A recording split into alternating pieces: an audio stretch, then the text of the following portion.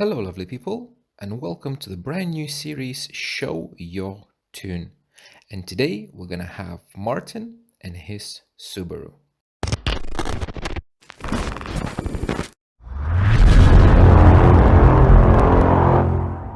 So for those who watched my latest video where I did tune from Malaysia, I decided to do like a series of people's installs and people's tuning. And I post my email address, RAWCarAudioTuning@gmail.com. If you want to be featured here, just send to that email some pictures of your install, a short description, and the most important part is the REW file where you did your tuning, or you attempting to do your tuning, or you just have just raw measurements of your drivers and you need help deciding on something. So first feature is Martin. I just want to show you something that resonated with me. So he sent me an email and is this part. I work and have two small kids, so time is tight. And most nights after they go to bed, I can normally work on measurements and tuning. So this is exactly the same like my situation. I just have one small kid, but it's exactly the same. You go to tune when she goes to sleep. So Martin writes in his email, he has 2014 Subaru. We're gonna go through some pictures. He sent me some pictures and just a quick breakdown of the system that he has. So he has an Alpine head unit, plays Apple Music via USB cable, which is good. He has Morel three-way components, so Morel Tempo Ultra 6.5s and tweeters. It's a two-way set. And he has a Morel 2.5-inch like a wideband full range driver in the dash. Then for rear speakers, OEM, which is perfectly fine. You don't need anything, especially if you're gonna use like differential rear fill. You don't need any like good speaker, even OEM or like paper weak ones, they're gonna do their job perfectly well, so it's not a problem at all. He has a Helix K10 subwoofer, which is an amazing budget subwoofer. I wanted that subwoofer for myself for a central console install, but I went with the Dayton Audio 10-inch reference series just because I thought it has like shorting rings, so maybe a bit better performance. But this, like budget wise, it's an amazing sub. It costs like in the UK 125 pounds brand new. It's very cheap and perfectly good. It digs deep. We're gonna see in the measurements, and the best thing about it, it needs extremely little space. It works like in probably half a cubic foot or less.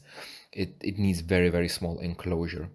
So the whole system is run on Helix V8 DSP amp, and the Helix sub is connected to the Alpine MRD M1005. So this sub amplifier, I had it and I sold it. I kind of regret it because it's an amazing amp. Old but nice. So this is the car. Very good car because it's long. It has very good potential for deep low bass, because the longer the car, the better the bass extension, because you have more space for the wavelength to develop, especially if you have your sub in the very back. So in the previous video, if you saw Peter's small tiny car, it was speaking at about like 50-60 hertz. I don't remember, because it's a short car, but this is a long one. So long cars are very good for good bass. And that's the enclosure for the Helix. So it's right behind the rear seats, and it looks like to be, I want to say 1 cubic foot. Yeah, maybe a bit less, 0.8. It depends on the thickness of the walls, but for this sub, I think it might be even a bit oversized, because this sub needs a very small tiny enclosure. But it's fine, bigger box, more low end. One thing that I'm gonna mention is, and I'm gonna advise as well, if you can take this sub and put it because this is a right-hand driven car from what I'm understanding from the other picture. If you can put it opposite in the very corner here in the corner and measure that response, I guarantee you're gonna have more low end and better bass. So if that's gonna be the case, what you can do, I know it's kind of extra work and everything, but you have, I can see here on the sides, you have some space. So if you could make a tiny half a cubic foot enclosure sealed in that space, in that cavity, that would be perfect, because in my car specifically, this position for the sub, it wasn't the greatest. So just advice, if you're gonna, or if you want to do something more, try to put measure, because it's a small box, just move it on the side, measure, and then if it's gonna be better, just make a small enclosure there on the side. That's my amp. I had it, I loved it. It's a beast of an amp, V12 Alpine. Brings back memories. Very, very nice amp. It looks like it's mounted under the seat, which is like it. When I had it, it used to get hot. However, I had an Alpine Type X sub, which was like 1,000 watts.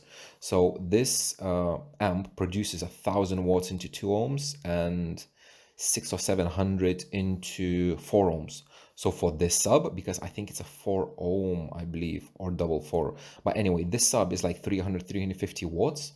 So to have this monster on this sub, ooh, that's loads of headroom. You could have 2 of these subs on this amp. But it's mounted under the seat and tight space. However, when you run it like 30% of the power, heat is not an issue. And I would imagine the V8 is mounted on the other side of the seat. I would think so. That's mid bass in the doors. Door locations, it is what it is. Sound deadening, great. These foam rings are very good as well. For other people who are installing mid bass drivers, always put something around the mid bass, either foam or silicone, because it does help with the mid bass and bass. And tweeters and mids. So mids are mounted in the corners of the dash in the factory locations. And the tweeters, as he's mentioned in the email, is just temporary for now, and later he's gonna build something more permanent, maybe custom A-pillars or something. And these locations, because that morale that he has is this one. So this is a 2.5 inch, and it looks like these grills could take a bigger driver, like 3.5 inch. And if they can, I would advise to get a bigger one, even if you think that 2.5 is enough, just get a bigger one, better sensitivity, because why not? And that's all for the photos. Now I have the REW file, and as well he sent me a DSP preset. So I just loaded it on an offline mode. I chose Helix V8 and I just uploaded it. So we can see all the crossover points, we can see all the EQ work and everything else, everything we can check. Now he did mention that previously he had SB Acoustics 2.5 inch drivers and he replaced them with those Morel. Now I'm thinking it's because like it's a brand thing. Like if you have like a lot of speakers in the same brand, you want all of them on the same brand.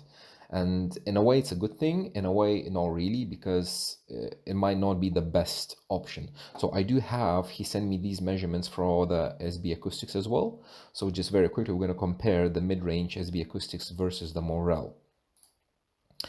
And okay, so before we actually look at the individual measurements, what I can see straight away, if I have a look at the naming, it's how I like: left tweeter, right tweeter, left mid, right mid, left mid bass, right mid bass. I like it a lot. Subwoofer, it can be in the front and the rear, doesn't really matter. I can see the averages. I have 108, we have 108, 108, very consistent, which is great, around 100 averages, so spatial averaging. Now, another thing I noticed is 1/6 banding. If I try to remove the smoothing, not banding, smoothing, we can see this. And this could be caused by a few different things. So one of them is if you go to RTA window and you have these settings, if you go to, not appearance, yeah, if you go to appearance, here you have a tick, use bars on RTA. So by default, this is ticked and you have these bars. If you untick it, then you're gonna have lines, yeah? Another thing that might be an issue as well is FFT length. I didn't actually ask and he didn't specify what pink noise he's using.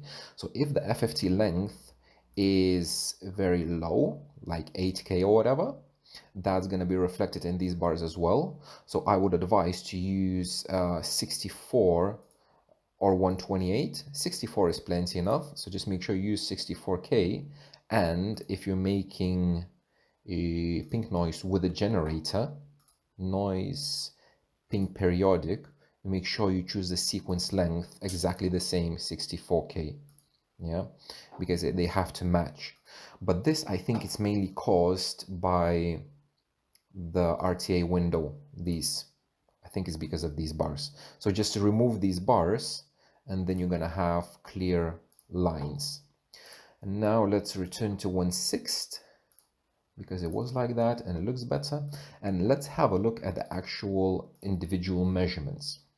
So we have the subwoofer first. We're gonna leave it for the last. Let's check the tweeters. So tweeter left and tweeter right, EQ. So okay, so we don't have anything before EQ. So we have left tweeter, and we can see a big massive peak at 7K, and then it drops off quite drastically down to 17 and down. So one reason can be is that the drivers are not totally on axis, because again they're mounted temporary.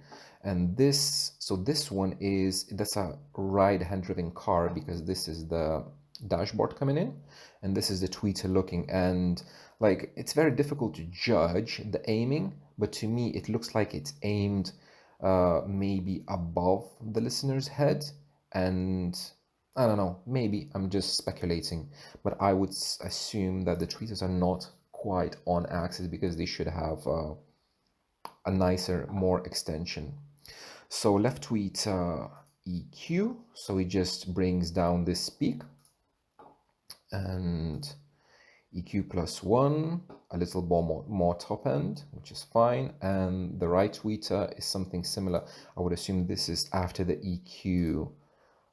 Yeah. So tweeters are crossed at, I think, 3.5K. Let's actually check very quickly. If I take number 5 EQ, I choose base limited, yeah, 3.5K target. Yeah, so it looks like he chose 3.5K crossover for the tweeter. Now this tweeter, I checked the specs, it has an FS of like 780 or something, so it could potentially play from 2K, from 2000 hertz. So to cross it at 3.5K, I think it's a bit too high, especially when you have mid-range. So let's check left mid-range and right mid-range. So these mid-ranges, the Morel 2.5 inch, they cross at 100 hertz just for protection, and they have all the top end. And for these Morel, we can see straight away these two massive peaks. So these are, I would imagine, cone breakup, extremely harsh, very harsh. I don't know why, because these Morels, it says cone material, coated paper. So paper usually doesn't have this much cone breakup. It is what it is. So 2.5 inch anyway, 2.5 inch, they can play all the way up usually. They use like, you can use them as wide bands. So there's no issue to have the response up top. So these tweeters, they could be crossed much lower than 3.5K, 2.5K, 2.6, something like that. because like if you cross them at 3.5K, and especially with these mids, let's check it. Just this one looks a bit this one looks a bit better. If you cross these at 3.5K, yeah, here, then you would need the mid to be one full octave above to play nice. So 3.5K is 7K, and at 7K we have this cone breakup peak. It's gonna, if you're gonna apply a steep crossover, it will go down, but still I would prefer to have it much more deeper in the crossover. So I would cross this a bit lower, maybe 2.5, 2.8K, because especially if the tweeters can play, let them play. It's not a problem. If you're not sure, you can measure the distortion for the tweeters. Yeah, but from these few graphs, like left tweeter EQ, left tweeter, I would say that the EQ is done not using RTA, not using REW, automatic EQ, but actually just manually. So if I can check, hi, this one. Yeah, so he's using fine EQ, not parametric EQ, which is fine because like when you're learning, it's easier, because especially with parametric, you have Q, and you don't know what to do with it. So I would suggest switch to parametric and attack those peaks. If you want to do it manually, you can still do it manually, it's not a problem. So for example, this one, that's number 3. If you take the number 3, you can practice here. So you take number 3, and if you don't use automatic, if you want to do manually, you can do it. You have this peak at 7K, yeah? You do PK, we choose 7,000 hertz. We wanna cut it by what, 5 dB, so -5, and then we adjust the Q. So you can play with the Q. Let's put 3, let's put 2, and there you go.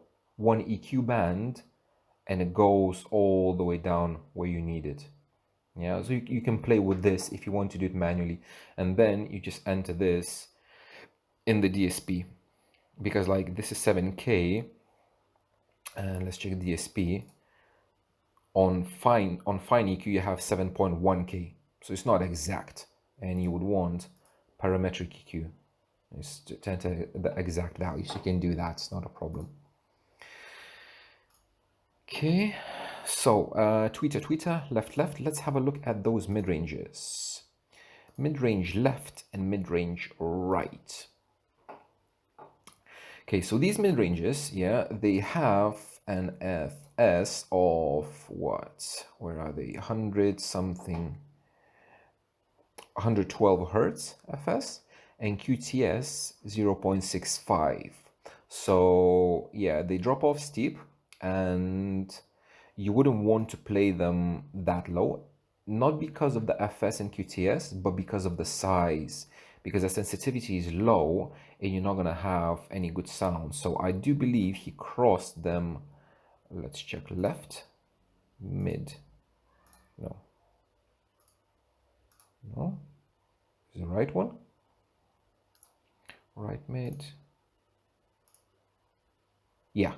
So he crossed them about 300, I think, which is perfect, very good. And I think in the DSP we have mid 350 and 3K, yeah, 350 and 3K, so good crossover. 300 is a very good crossover for them. And this, you see, this, you need a very steep slope to bring it down, and even probably EQ after that. So what I wanted to compare, he sent me as well the SB acoustics 2.5, the ones that he had before. So it's these ones, yeah, they're very similar drivers. The only difference, the main difference, is that the SB Acoustics has an aluminum cone, so it's a metal cone, and you can see the cone breakup is at like 20K. It's very high, like similar to a tweeter. And these morels, I cannot see this actual graph because it's very, but this looks to be 100, 1000, 2000 hertz, and it doesn't show anything above 2000 hertz. Or is it 10K? No, that's 10K. That's 1000, that's 10K, yeah. So like it doesn't show that peak that he has in his car measured. I don't know why, because this peak is, ooh, it's massive. And the SB, so the only one that I really have, because this is with EQ and crossover, left EQ crossover, this, both of them EQ crossover, I have this one, which I would assume both mids 100 hertz, so it has 100 hertz crossover, and they play all the way up. And I would assume from this that they play up to like maybe 4 or 5K, and then they drop off, and they don't have that massive cone breakup in peak. So if that's the case, I would choose the SB Acoustics rather than the Morel 2.5 inch. Another thing that I noticed, like from this measurement as well, and probably you noticed it as well, that it's very difficult to say where the actual measurement is and where floor noise begins. So if I know that this is a 2.5 inch, I can assume that like it goes down to like 120, and here you have all the floor noise. But here on the top, it's difficult to say where the floor noise begins. So I would say something this. If you see a measurement like this, always increase the level, so play louder. And best thing to do is to take a measurement of the floor noise before the actual any of these measurements. So you just don't play anything, stay quiet, and do RTA of nothing, of quiet. Save it, and then you will see where your floor noise is, because it's not a good measurement. And what you want to do is, if I take for example this one, I can see that this is a measurement, and I can see that like from 1K here you have all this floor noise. And if I take now, show you for example the subwoofer response, so these measurements I would assume they were done like on the same level, and here you have the floor noise only 10 dB higher, lower than the actual measurement. You want the difference to be more, at least like 25 dB, 30 dB better, because you want to see the whole slope. And the slope, if you're using 24 dB slopes, you want to see like 24 dB down. So in this case, if I cross it here, I have 10, 20, 5, and here you can see already noise is starting. So for this range, it would be kind of good, but this, is it accurate? Does it matter actually? Maybe not, but you have to make sure that the measurements are actually much higher than the floor noise. So mid-range, left mid-range, then we have, for some reason, it has a very, very high slope going up. Left mid-range, so that's different level because the floor noise up as well. And this is just with the crossovers, 300 and 350 and 3K. And then we have some EQ work. So the EQ work that he did is just literally playing around, I would guess, what does what. It's not like, maybe he's tuning by ear, but I doubt it. I would imagine it's just, you know, playing around just to see what does what. And for the right one, we have something similar. EQ. Yeah. So left and right, for some reason, is very different. And I would imagine, because in the DSP, if I check left mid-range and right mid-range, we have the same high-pass filter, 350. So of what I would imagine, when he was taking the measurement of the left one, he forgot to put the high-pass filter on it, because the low pass is fine, and here is just, I think he's just forgot to put the filter. It happens sometimes, especially like when you're playing with filters, and especially with Helix, because you turn off the filter, you just need to go like this and it's off, and sometimes you don't realize because you have 350, you have link width, and sometimes you just don't see that it's off. So you just make sure that it's like that. And from these, if we ignore this part, we can see that they're not level matched, which is, you know, another thing. So level matching, if you see like these two measurements, if you take the easy way to do it, you go controls, measurement actions. I take the purple trace, which is number 10, and I bring it down like that, something like this. So this is like this, and I have minus 2.8, and in this in the DSP left here, I add minus 2.8, and then I'm gonna be level matched between the drivers. So left mid, right mid, mid bass, left mid bass, and right mid bass. So we can see from this as well, they play nicely down to 40 Hertz, which is great because my doors don't play that low. I don't know why. My doors just drop off after 80. So this is a good response. You can apply like proper filters and you would still have good slope following.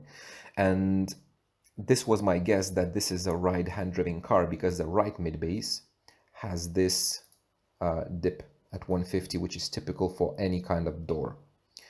And from this we can see that these you can play them up to 400 easy, 300, 400.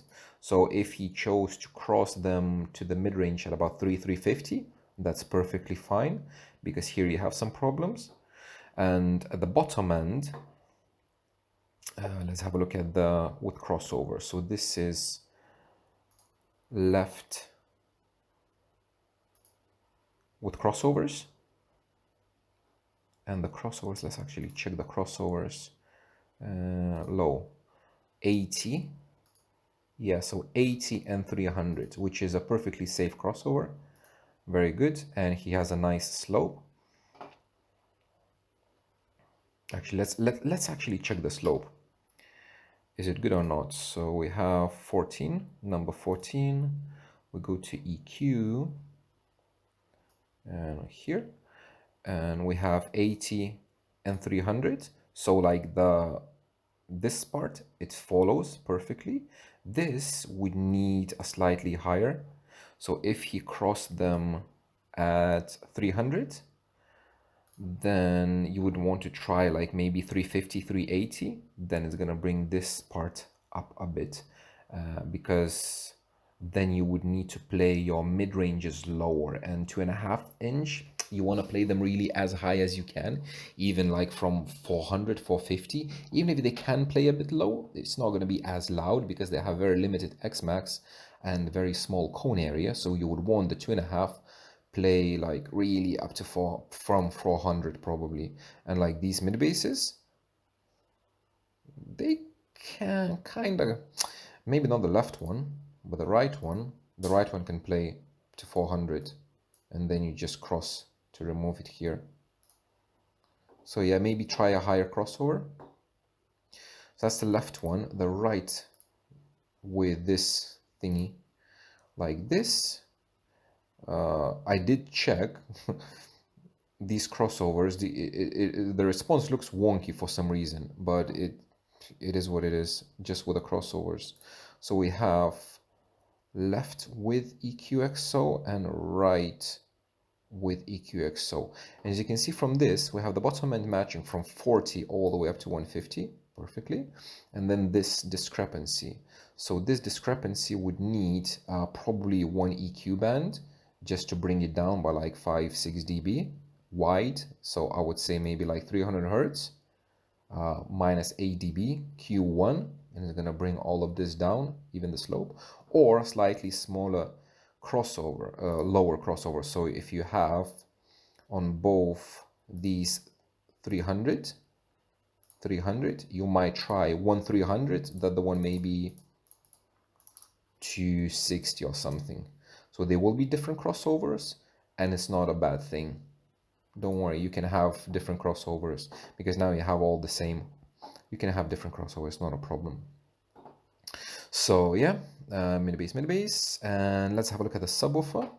So that's helix, and as you can see, this helix, it does have a peak at what, 42, and even for a 10-inch, a peak at 42 is very low, because usually they would peak at about like 50-60 hertz, and it's not the massive peak.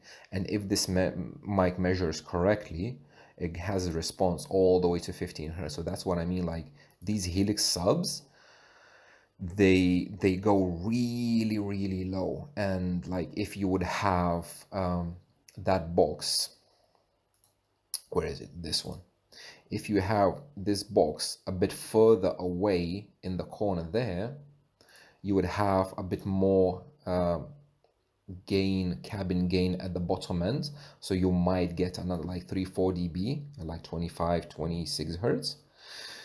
But it's still a 10-inch, and it's still limited X max, not big cone, so you wouldn't want, even if there is a response, you wouldn't want it to play down to like 20 hertz. It can, but it's not going to be loud, and it's going to be tough for that sub. So we have EQ. So this EQ is just what he did, just literally remove this peak. But for this peak to remove, what you would want to do is to remove it much more. So you would have like to cut it all the way. Let me show you actually. Sub EQ like this. So I'm gonna choose 43 PK 43 hertz. Let's go -10 with a Q of, well, 5. Okay, so even more than -15 with a Q of 3, and a bit higher, 46, no, 44. Ooh.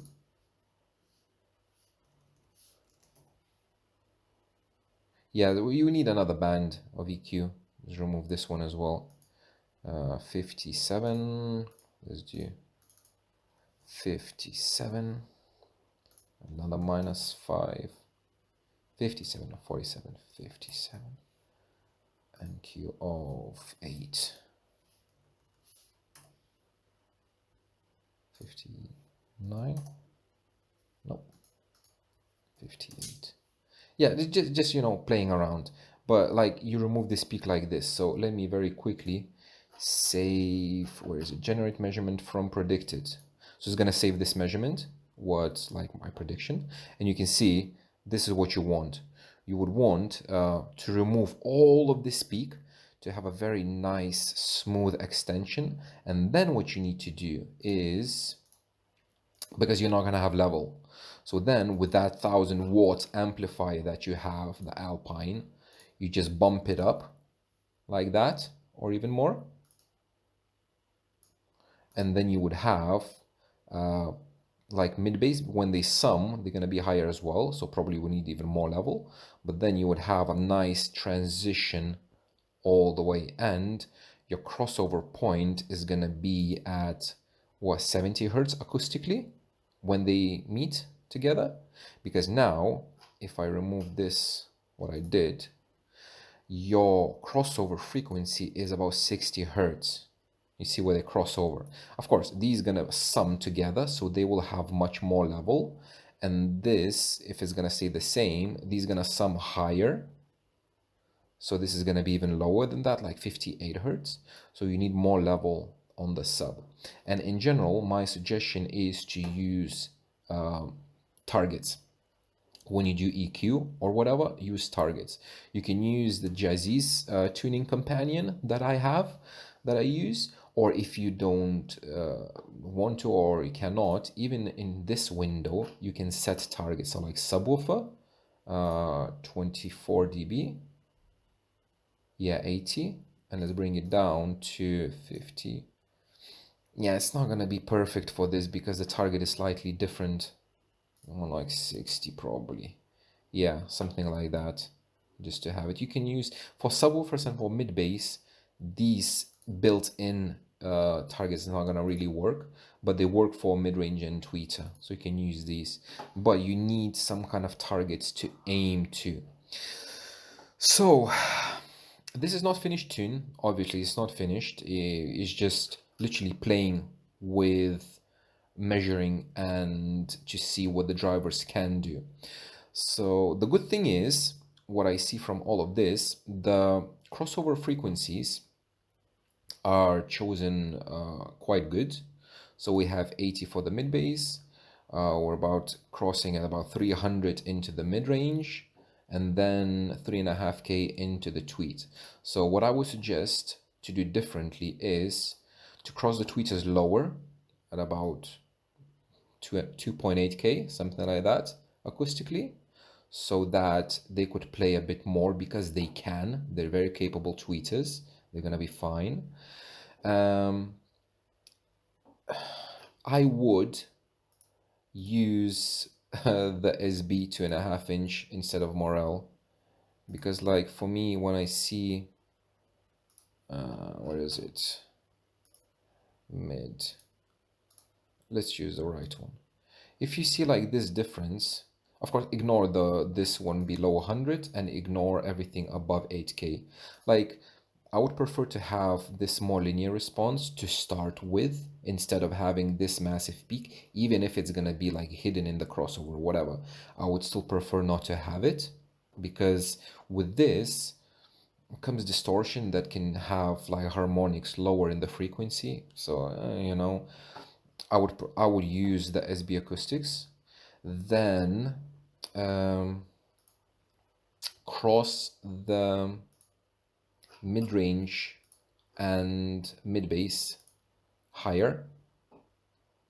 Try like even 400, or if you can go a bit higher, 420. Basically try to cross them as high as you can, because 2.5 inch, you want them really to play high. You don't want them to play low, unless you could put a 3.5 inch driver there, or maybe a 4 inch if it's gonna fit. So in that case, then they can play low, but you really don't need it because your response of the doors is not that bad. So, but still, a higher crossover. And with a subwoofer, it needs much more level. Bring that peak down. Bring that peak down and increase the level. And then what has to do with the measurements, again, just make sure, in the RTA, you untick that bar box appearance bars. Don't use bars, use lines, and make sure the FFT length matches with the pink noise that you use, and in the RTA window. So make sure these are two correct, and then you're gonna have much more accurate measurements, because the thing is you would want to see as much as you can. So like for some reason, like the subwoofer, so subwoofer is different for some reason. Rectangular, yeah, I don't know why. I don't know, but yeah. Untick that, you're gonna have like measurements like these, which are more accurate, especially for like mid bass, when you have that a hole, so you would know exactly how big it is. But in general, it's a very, very good start. Well done. I want to say, if you need any more help, and anybody who's watching this video, especially like professionals or whatever, if you notice that I said something incorrectly, please comment and correct me. If you have any advice for the owner of this vehicle and the person doing this tune, please pop it in the comments. Let's help each other out. If anybody needs more help, you can visit RTA in Cars Facebook group, contact me directly, and find a CADbug tuning guide. It's called CADbug. You can find it on any major Facebook groups. I have a video on it as well. And yeah, so I hope this is going to be a very nice series. I do have another 2-3 cars lined up to do this kind of stuff. I really kind of enjoy doing this because it's very fun to see what other people are doing, and in general just to see other people's cars. So I hope you enjoyed this as well, and thank you very much for watching, and I will see you in the next one.